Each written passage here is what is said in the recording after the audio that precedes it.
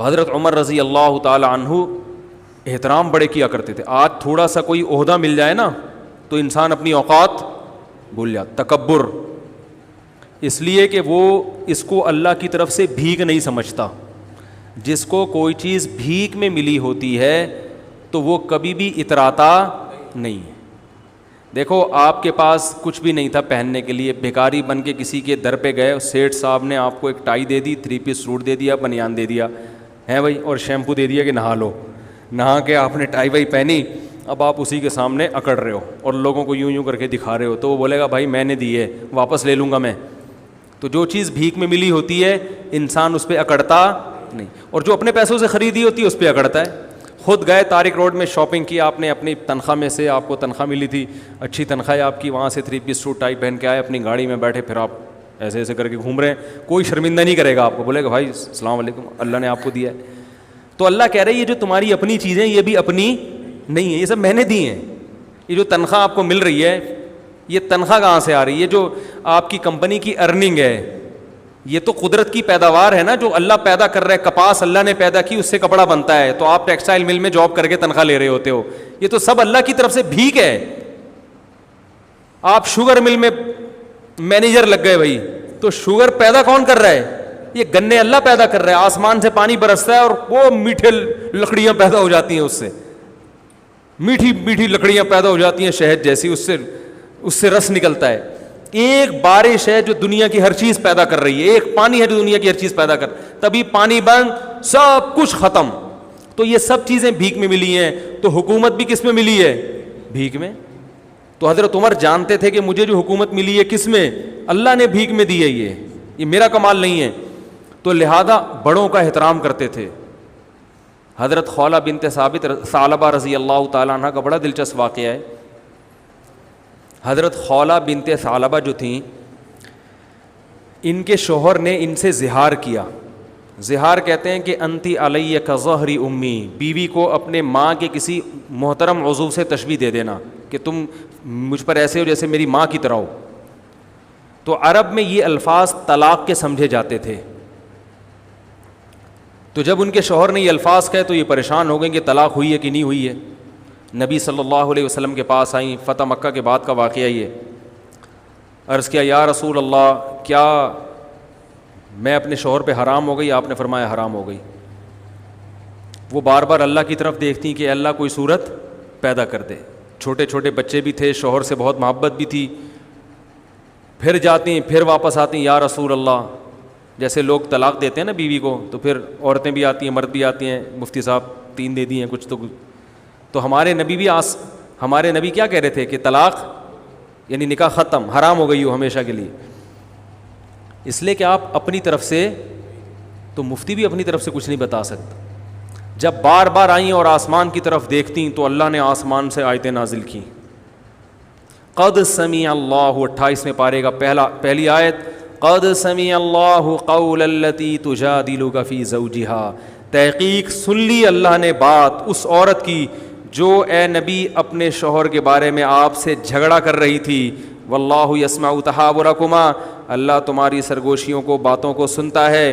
اور پھر اللہ نے آیتیں نازل کی, والذین یظاہرون منکم من نسائہم, جو لوگ اپنی بیویوں کو ماں کے کسی عضو سے تشبیہ دے دیں, زہار کریں, تو اس طرح کہنے سے ان کی بیویاں حقیقت میں ماں نہیں بن جاتی. یہ طلاق کا جملہ نہیں ہے, نہ اس سے طلاق ہوگی نہ بیوی حرام ہوگی, لیکن یہ بری بات ہے.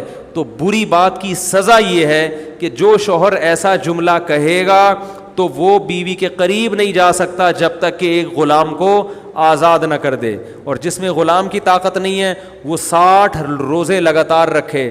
جو 60 روزے بھی نہیں رکھ سکتا, کمزور ہے, بیمار ہے, تو وہ 60 مسکینوں کو 2 ٹائم کا کھانا کھلائے, اس کے بعد بیوی کے پاس جا سکتا. تو اللہ نے آیتیں نازل کی. کیا خیال ہے بھائی؟ اب آیتیں نازل ہونے کا آپشن, اس لیے 3 طلاقیں دیں تو وہیں بیٹھ کے بس سمجھ جائے گا کہ بیوی حرام ہو گئی ہے. ٹھیک ہے نا؟ اب آگے مفتی کو تنگ نہیں کوئی گنجائش, پھر ادھر سے آگے فتوے آج کل مارکیٹ میں اویلیبل ہے. اور میں بتاتا ہوں اہل حدیث علماء کا میں احترام کرتا ہوں, لیکن 3 طلاق کے مسئلے میں ان کی رائے 100% غلط ہے, بالکل قرآن و حدیث سے متصادم, اجماع امت کے خلاف ہے. اس لیے ان کے فتویٰ سے بیوی حلال نہیں ہوگی. خود اہل حدیث کے لیے بھی اس فتوے پر عمل کرنا جائز نہیں ہے. تو رسول اللہ صلی اللہ علیہ وسلم نے ان کو بتایا کہ اللہ نے تمہاری بات سن لی.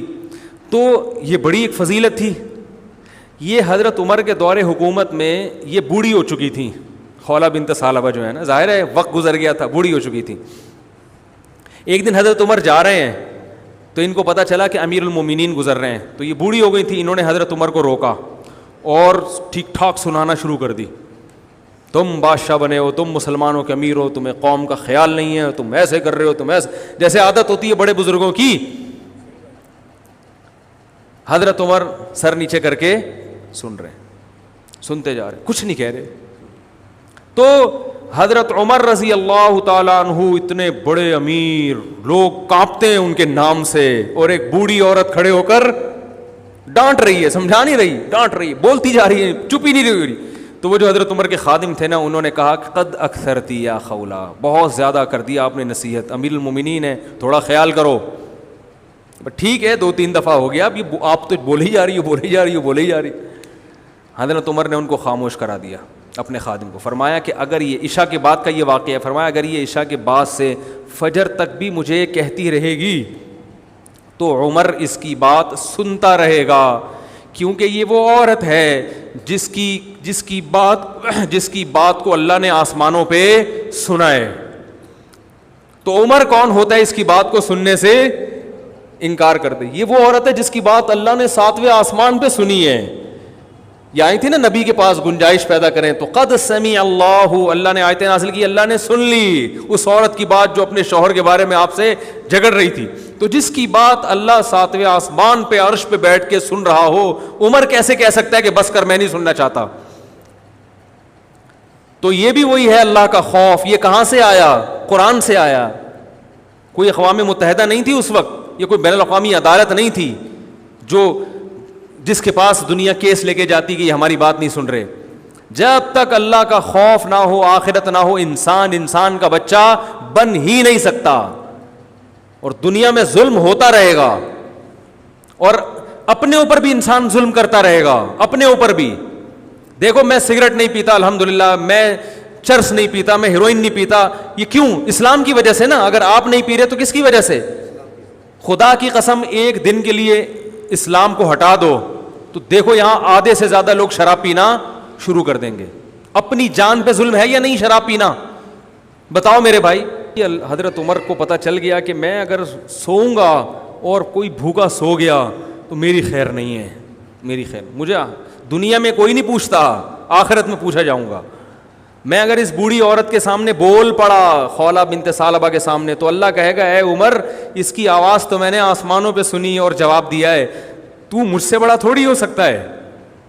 تجھے آج 22 لاکھ مربع میل کی حکومت مل گئی, میں نے بٹھایا ہے, تو اب تو ایک بوڑھے کا احترام نہیں کر رہا. یہ خوف ہے جو ان کو سننے پر مجبور کر رہا ہے.